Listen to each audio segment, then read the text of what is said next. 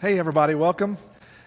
Good to see you this evening. We're going to continue in our study here, which is entitled Money and the Christian. As I'm sure you know, we're really just discussing now, we're moving from this concept of stewardship, and we're going to touch on that, into this idea of personal responsibility. And what is it that we as a Christian, as a child of God, have responsibility to do with our money? And we looked at that. We began looking at that last time, and there's a very consistent message related to this that we're going to look at, but we're going to look at some tangents around that. Clearly, there is clear teaching in the Bible. There's straightforward teaching in the Bible about what to do with our money, but it's not as easy to apply as I think sometimes it sounds, and so we're going to look at that today and try to understand the best way for us in our circumstance right now to do what God asks us to do. All right, let's bow and pray, and then we'll begin. Our Father in heaven, we're thankful to you for this time we have to be together. We're thankful for our Christian brethren. We're thankful for this church. We're thankful to you more than anything for your Son, Jesus Christ. We're thankful for his sacrifice. We're thankful for your mercy and your grace. We ask that as we study, you would help us to be motivated to do good, that you would help us to know your will, and that we would write it on our hearts, and that we would live our lives in service to you and to others. We pray all these things in Christ's name, and amen. So, we talked a little while about the responsibility we have as a congregation and how we go about dealing with money as a group. And then we talked about this concept of stewardship. And often I think we give this kind of a glazed over definition of stewardship, which is just making sure that we handle God's money properly, which I don't think is a wrong statement. But when the Bible talks about stewardship, it gives us very clear instruction. A steward, and we looked at Matthew 25 really as one of our examples of what a steward is, where it talks about the owner of a house leaving in charge people who would take care of his property. And that is really how the word steward is used, and even when it's referenced in other passages, it is a person who is trusted manager that an owner has left in charge. And the expectation is that steward will take care of the owner's things to the degree that they have prescripted. And more than anything, it is the idea of that there is a standard that the owner has set up about how they want their household taken care of, and the steward is responsible for that. And I think we all can see the connection to us and what we have been given, what God has left us. And in particular, the question we brought up last time was, what are we asked to manage? So when we look at Matthew 25 and the concept there of the owner leaving us in charge of talents, we have to ask, well, what does that mean to us? I guess you might say, what are the talents we've been left in charge of? We go on to, we'll talk more about, when Matthew 25 continues, it talks about how people are judged, and that gives us a little insight. But just in the passages we looked at, all the way back to Genesis 1 and Genesis 2, God made us responsible for ruling over the animals, subduing the earth, being fruitful and multiplying all over the earth, so growing and bringing more people into the world, cultivating the land specifically, that is actually using the land to bring produce so that we can eat. But also it goes on to apply this concept of stewardship to each other. That one of the things we are responsible for is being a steward in God's kingdom, and that we are responsible for loving each other, and we'll see more and more about that as we go along, helping the needy, as we've talked a lot about, and teaching the lost. You know, when it talks about giving, it brings up this idea that says that you are sowing. And if you sow sparingly, how are you going to reap? Sparingly. But we are told to have a harvest. And so we are basically investing in a harvest as stewards in God's kingdom. Specifically, when we talk about how, we looked at some examples of what is it we're supposed to actually be doing to be good stewards of what God has left us. One of those is to cultivate the earth. We're actually use the earth properly. Another is that we grow families that fear God, that we continue to bring families and rear families into a world where they fear God. But specifically, you'll see as we continue tonight, there are specific instruction for us to be stewards of God's things by giving relief to needy people. It talks about we'll look at specific passages about hospitality, feeding the hungry and thirsty. Just the next few verses after what we read about the parable of the talents talk about we show love to God by showing love to each other. And to the degree that we love each other, that's how much we show love to God. And that's the idea of feeding the hungry and thirsty, visiting sick and those in prison, visiting orphans and widows in their distress, as we see in James 1. This idea of helpless people getting help. That is one of the ways that we use our talents. That's one of the ways that we are good stewards of what God has given us. But also through encouraging the brethren, through making this ecosystem that God has set up work by encouraging each other, helping each other when it's needed. And then, as important as any of them, is the idea of sharing the good news. That we are planting for a harvest, that we are taking care of God's kingdom by planting seeds for a harvest and sowing generously the good news.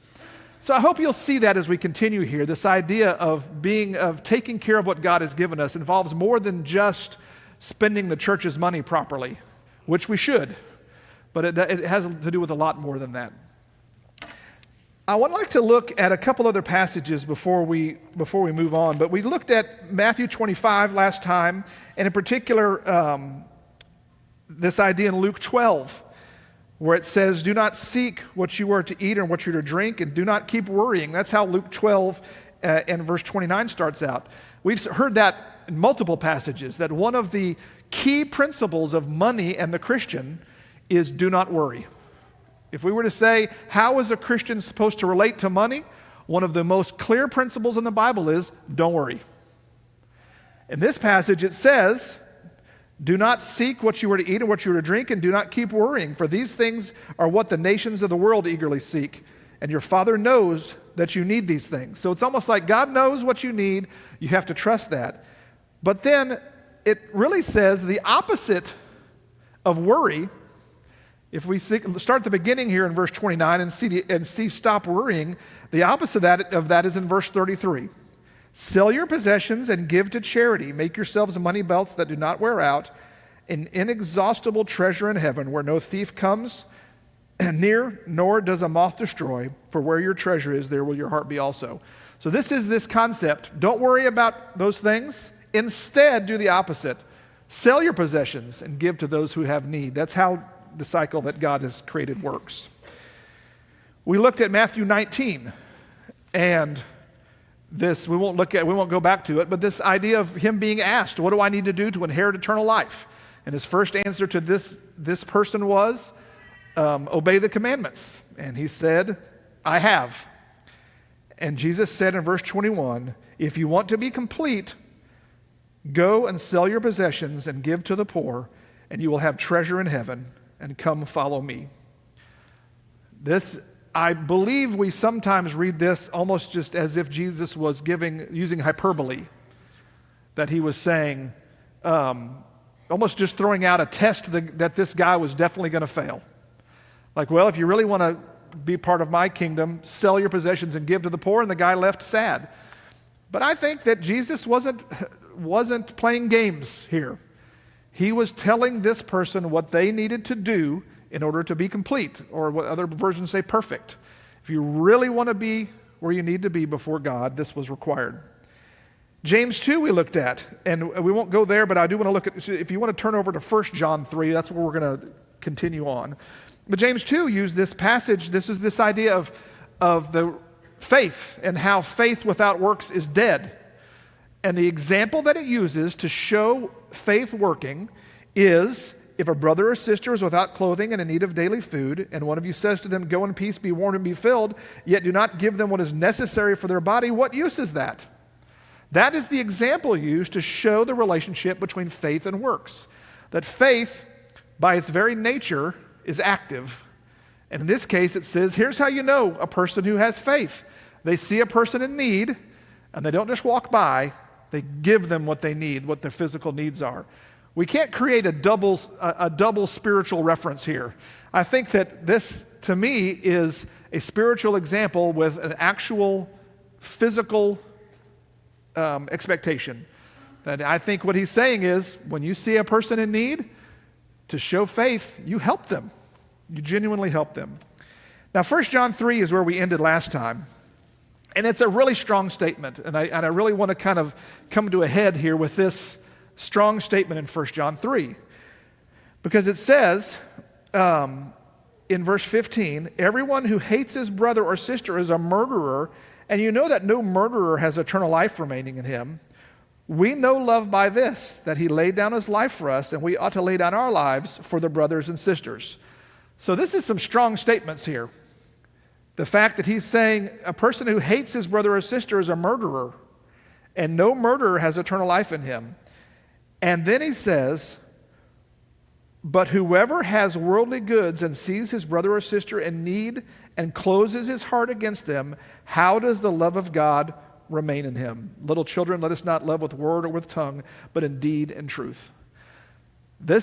We talked about this last time. This statement is saying if a person sees someone and it says, we should mention, it says his brother or sister in need and closes his heart and doesn't help them,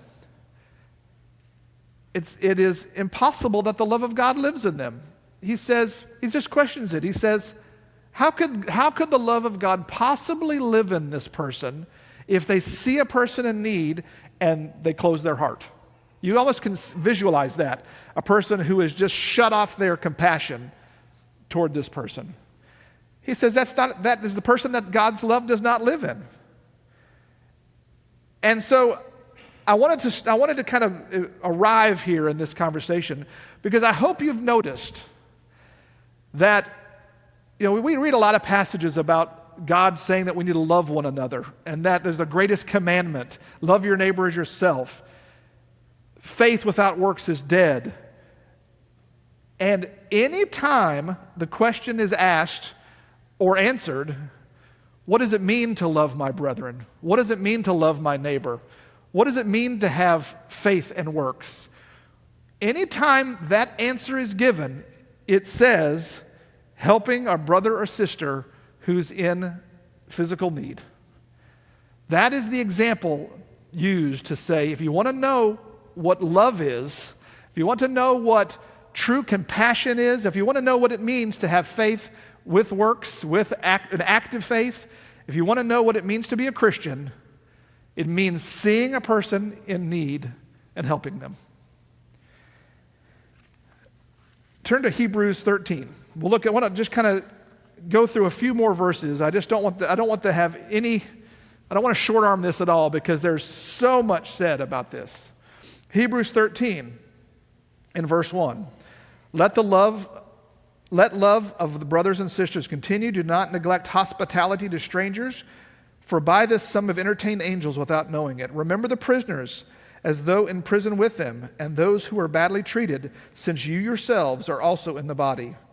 Verse 15.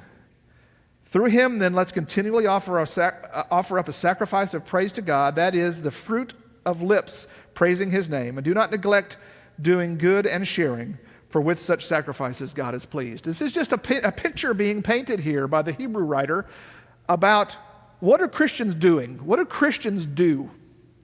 And he just lists it. First of all, I want to make the point that we should, in fairness, see that there are passages that refer directly to Christian brothers and sisters, that there are responsibilities that, I think you've seen it already, that we have to fellow Christians. But then there are just as many passages that refer to having that kindness and compassion for those who are not. And the only thing I can guess is that when he talks about do not neglect hospitality to strangers, that is most likely that those strangers are godless, or those strangers are not fellow Christians. Maybe even the people in prison. Maybe it is an imprisoned Christian for being in prison for their beliefs, but maybe it's not. It's almost in here pointing out, it's almost here it's saying, you Christians should really understand those people in prison, because look how bad you've been treated, Christians. You should really sympathize with the people who are in prison. But he says, do not neglect doing good and sharing. Matthew 5, this eye for an eye or tooth for a tooth, ends up in verse 42 saying, give to him who asks of you, and do not turn away from him who wants to borrow from you. We'll see this concept more in a minute about not just giving money, but if somebody needs to borrow money, give them that, help them. And then we see a little instruction. I want to look here, and then I'd like to talk a little bit more detail about the day-to-day responsibility that this brings up. But Matthew 6 gives this interesting angle to tell us more about this giving. In verse 1, Matthew 6, take care not to practice your righteousness in the sight of people to be noticed by them. Otherwise, you have no reward with your Father who's in heaven. So when you give to the poor, do not sound a trumpet before you, as the hypocrites do in the synagogues and on the streets, so that they will be praised by people. Truly, I say to you, they have received their reward in full. This says, when you give to the poor, make it a secret thing. Don't make it something that you try to do to bring yourself recognition. The question is, what's the goal? What is the goal of giving?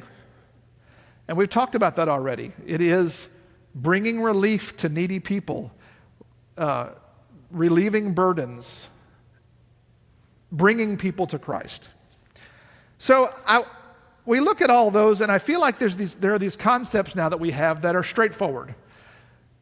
When we ask the question, what are Christians supposed to do with their money? Almost every answer in the Bible is the same. It is almost 100% across the board. It says Christians are to give. Christians are to help. Christians are to share. The very definition of a Christian and their money is that they share. And that we recognize that we are in a situation where there are needy people, and they are our responsibility. Turn over to Matthew 26. And I want to talk about Matthew 26 and then a reference back to Deuteronomy here before we talk a little bit about the world that the recipients of these letters were living in and the dilemma they had related to money. But Matthew 26 is the story of Jesus in Bethany, and you know the story about him having his feet washed. And you look at verse 6, it says, now when Jesus was in Bethany at the home of Simon the leper, a woman came to him with an alabaster vial of very expensive perfume, and she poured it on his head as he was reclining at the table. But the disciples were indignant when they saw this and said, why this waste? Now we know from more context here who the disciples were in this scenario. Who was that? It was Judas in particular was saying he saw, what are the important words in what he saw here about this perfume? He saw very expensive perfume. And we know what his job was among the disciples. What was that? Treasurer, which is, maybe we'd say even simpler. He carried the bag of money. And that was the job he had. He was responsible for the money as the treasurer. And so you see him, in these certain circumstances. But in this case, he saw very expensive perfume being poured on Jesus' head. And the response was, why this waste? For this perfume could have been sold for a high price and the money given to the poor. This is a scenario where Judas is playing the game here, that you see him say, oh my goodness, why would we want to use this expensive perfume here? We could use it to help poor people. What do you think he was really saying? Yes, this is taking money that I get to keep later. Or this is using money in a way I'm not comfortable with. And he chose this thing where he said, you have to think he thought, this is how I persuade Jesus. He knew Jesus well enough to know, I know how to do this. I'll just use the poor, because Jesus couldn't have talked about or reached out to the poor more. And he says, this could have been given to the poor. Jesus' reaction is really important, but I think he was really just trying to make an argument you couldn't say no to. But Jesus says, aware of this, said to him, "Why are you bothering this woman? For she has done a good deed for me. For you always have the poor with you, but you do not always have me. For when she poured perfume on my body, she did it to prepare me for burial. Truly I say to you that whenever the gospel is preached in the whole world, what this woman has done to me will be told in memory of her." Jesus, I think maybe Judas expected him to say, "You know what? Yes, this is a waste. Why would you use this on me when it could be used for so many other good purposes to help the poor?" But his response wasn't that. His response was, "The poor you have here always. But what don't they have always? Him." He says that almost exactly. He says, "She's preparing me for my burial." What does that indicate about his longevity? He's almost saying, listen, this is the last thing she's going to do with me. And it gives us a little bit of insight into this, that this moment was important. The wise thing to do at this moment was to take advantage of the time with Jesus and honor him and focus on that. And you don't see very often where Jesus is encouraging this, or encouraging worship, but he does in this circumstance. And what he seems to indicate is not, "Don't worry about the poor." He doesn't say that. He doesn't say, it's wasted on the poor. Or, "No, it's not a good thing." Or, "Let's not mess with that." What does he say about the poor? Which means what? You have an opportunity. This is a once-in-a-lifetime opportunity right now. You will always have an opportunity to help the poor. Deuteronomy 15 is an interesting, it is used as a cross-reference. I don't think it really is, but it's used as a cross-reference to Matthew 26.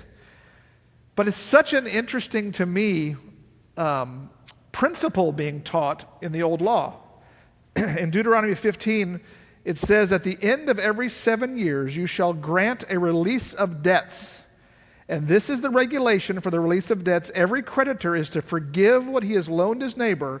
He shall not require it of his neighbor and his brother, because the Lord's release has been proclaimed."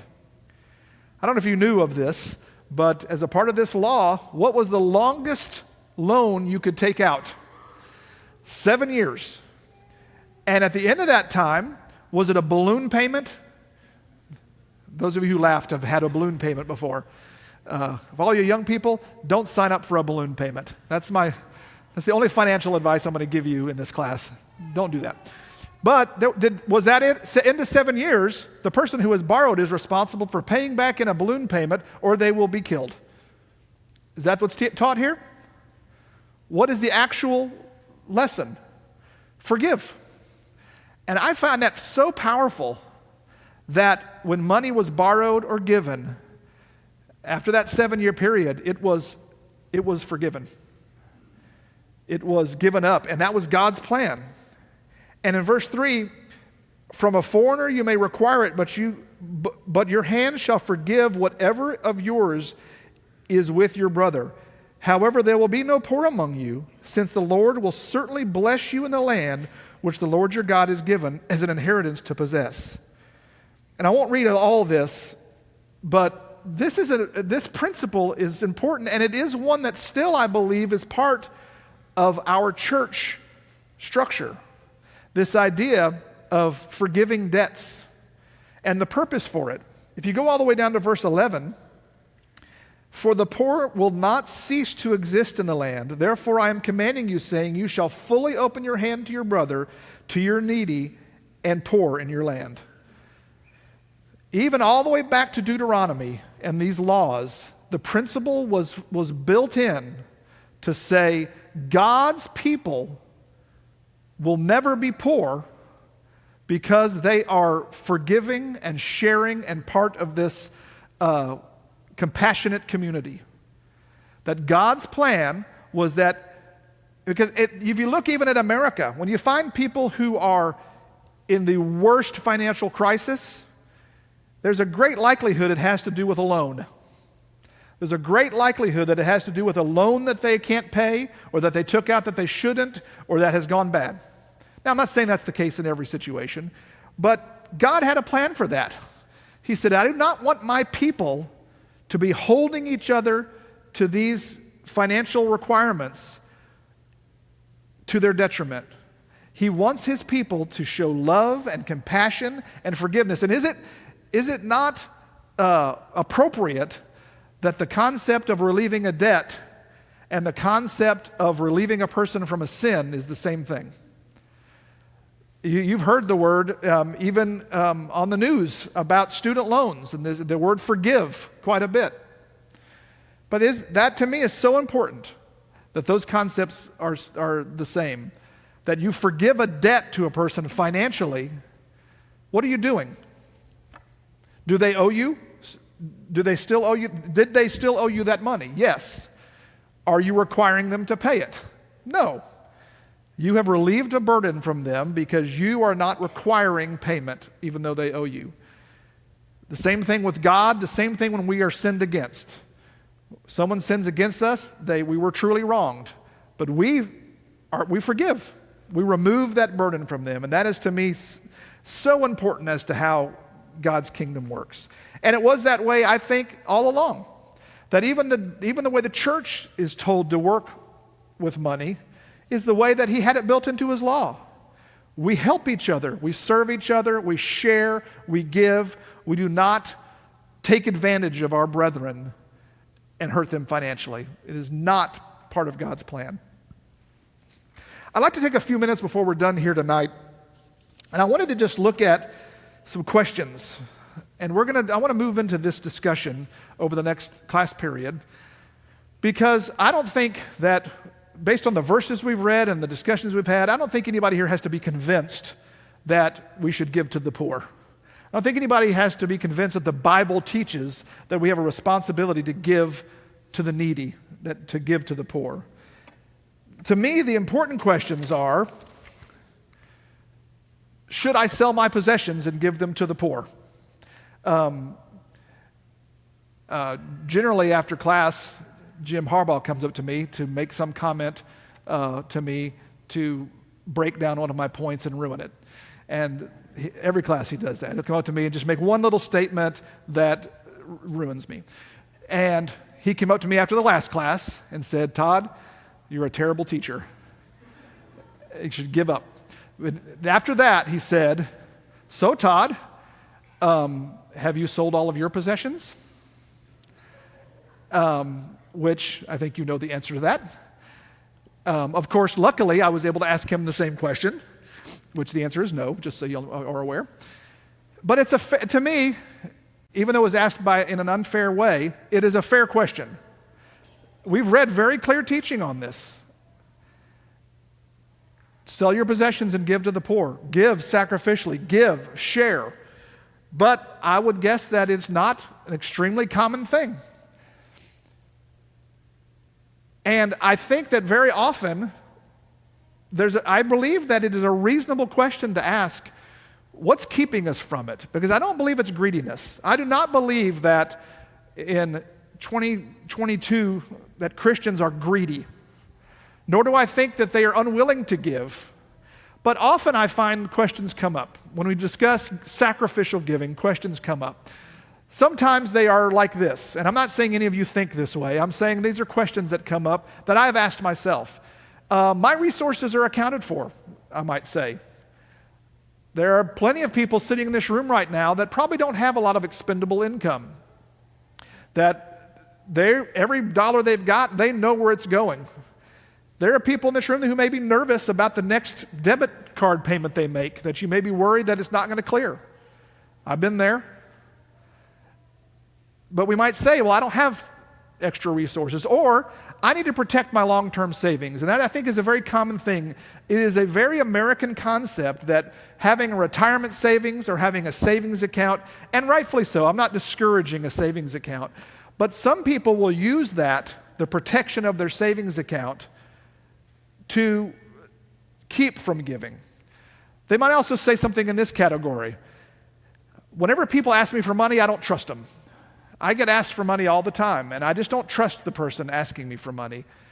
Or perhaps the most common, and I would say this is true for a lot of people, including me, I don't encounter very many truly needy people.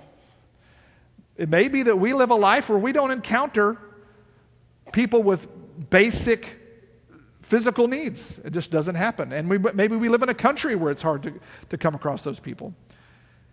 Another category might be people who say, well, that I give, and I think this is maybe a common idea, I give on the first day of the week, I lay by in store, I give to the collection, I'm expecting the church is going to take my contribution and use it for these proper things. I believe that the church does that, but sometimes people will say that's the extent of their giving. They give everything they can to the collection plate, and they expect the church will distribute it properly. And another one is, we live in a country where there are just plenty of organizations designed to help needy. There are lots of places for people to go, and it's almost just I don't feel as seriously about the responsibility because I know that those people who are truly needy have a place to go. And so I think some of these times these statements come up when we ask ourselves the question, should I give more sacrificially? Do I have a responsibility to give more? So I'll ask you the question. Maybe you do give as sacrificially as you can, and so I don't mean to act like no one does. But for those of you who don't, which I fall into this category, for those of you who do not give extremely sacrificially, why do you not? What keeps you from it? Is it one of these things up here, perhaps? Is it that you don't find opportunity? Is it that you're not convinced that that's really what we're being asked to do? Do you feel like maybe we're not interpreting properly the things that are taught here? In a moment, we're going to look at, if we have time, a comparison between the first century world and the 21st century world from an economic standpoint and social class. Does that have something to do with it? Do we live in a place where we're not faced with it as much? My personal opinion, at least as far as my experience is, that I personally have shielded myself to a great degree from needy people. I purposefully do not come in contact with them. I hope that I'm not the only one in the room who, I'm just happen to be the one standing up here saying it into a microphone, but I find my comfort zone in places where destitute people are not. Do you also do that? Do you get uncomfortable when destitute people come close to you? Are you offended by that? Does it make you fearful? And I'm not saying that it's ridiculous to be fearful in this. I'm not saying it's ridiculous to have maybe a strange situation arise or something awkward and it affect you. But I would say one of my biggest problems is that I don't come in contact with that. But also, I think even in other scenarios, I do not, even with my brethren, I feel awkward about even trying to find out if my friends need help or people that are sitting in this room. I feel awkward about that. And so I thought I would just put a few things up on the screen here that to me, just to expand our thinking about who the needy are in our society. One, I think we should say exactly what the Bible says, that a responsibility we have is to help widows and orphans in their distress because they are helpless. And I think we should make sure they're on our list. There may be widows or widowers or elderly that are not financially struggling, but that are needy, extremely needy, and there's a responsibility there. But also, there may be people in that category who are also financially needy. Orphans and foster children, that there are plenty of those. I did my part. I adopted one. So take that. But I would say there is still a lot of good to be done with children who are helpless and in need, even though we live in a culture where they're not just living in a dank orphanage or they're not just feral children walking the street, which might have been the case in the first century. But for us, there's still opportunity. But there are plenty of homeless families and children that receiving social services or that are struggling in our society that still could use help. We don't have to just donate to an organization to provide help to people like this. Families that may be even here among us, or families that are in financial crisis. These are people that they haven't just made bad financial decisions. Maybe they have had some terrible tragedy or some sickness that causes them to be in financial crisis. Being able to just tune in to find out who those people are goes a long way. Here's a couple of categories that I think also should be considered. One is young couples struggling to make a start. I think there's a whole lot of people in this room that were there. There's not too many rich newlyweds that I know of, and I was not one. Missy and I could tell lots of stories about those first few years where we're like, we got $11 left in the bank account, let's go buy cereal. And man, that night we feasted on cereal. Or the 19-inch TV we had sitting on a chair where we were clicking the clicker on the TV. For the young people, you used to have to turn a knob on a TV. And we had one of those. The escrow check, I think I've told you this before. That moment when you get the escrow overage check, if you don't know what I'm talking about, it's like this glorious day where you thought you had no money, and all of a sudden like $400 shows up in a check from your mortgage company, and there are people that just are starting off, and there are things that we can do to give relief to them where they are just legitimately just trying to make a start. And there's so much good we can do for people in that situation. College students trying to make it on their own. I want to say that, I don't have a lot of college students in the room here, but I was very fortunate that my parents paid for me to go to college. And now, my dad pretty much sent me off and said, I'm paying for college, good luck with everything else, which was helpful. But I would say that I may be in the minority at this point, that there are a lot of people who trying to go to college and working a job or two jobs and just trying to make some money to get through college and make a start. That is somebody who we could just make a lot of difference to and give a relief to. And so I don't mean to act like this is the only list, but I hope you'll at least expand your thinking about people who are struggling, who are working really hard, perhaps are not able to make ends meet, or perhaps are in some crisis that we might be able to serve in this way. It's not just homeless people. Please go ahead.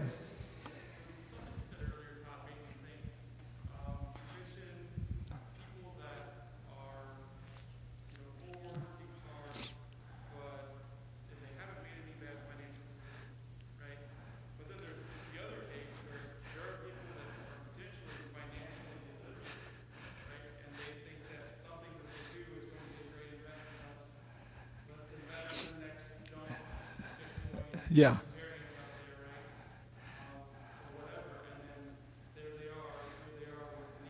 Yeah.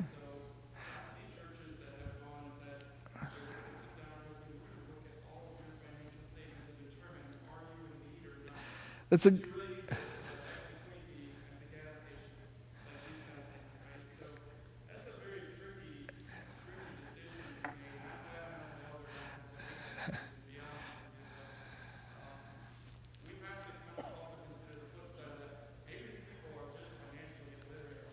yeah.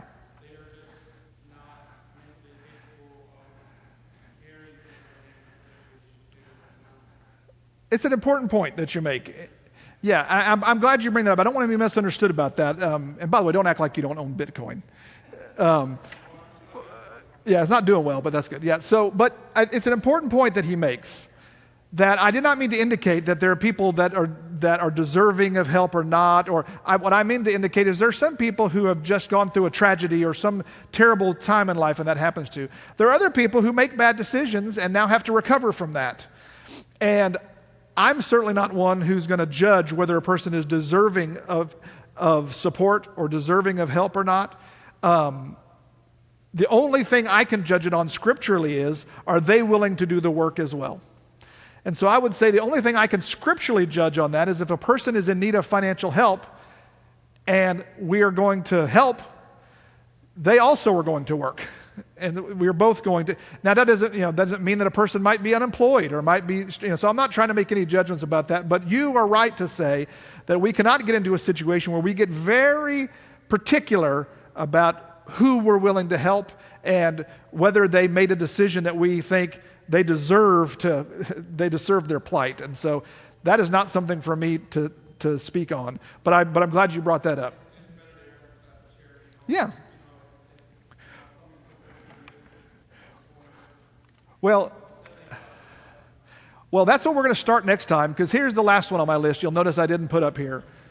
Because this is, I would say that 99% of our discussion about Christians giving somehow comes back to a conversation of panhandlers and how to deal with panhandlers. We're going to talk about that at the beginning of next class. I want you to know that I don't believe that is our primary opportunity.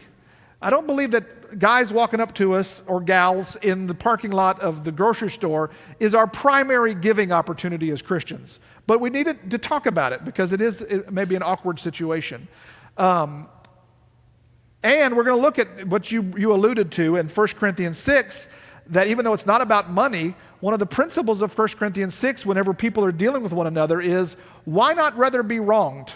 Why not rather be defrauded than to make the church look bad, than to make God's family look bad? And so we'll try to incorporate that in here. So that's what we're going to talk about a little bit next time, is this idea of, first of all, I want us to understand that people begging on the street are not necessarily what all of these passages are talking about when they say poor. I think sometimes we visualize that poor equals homeless drifter.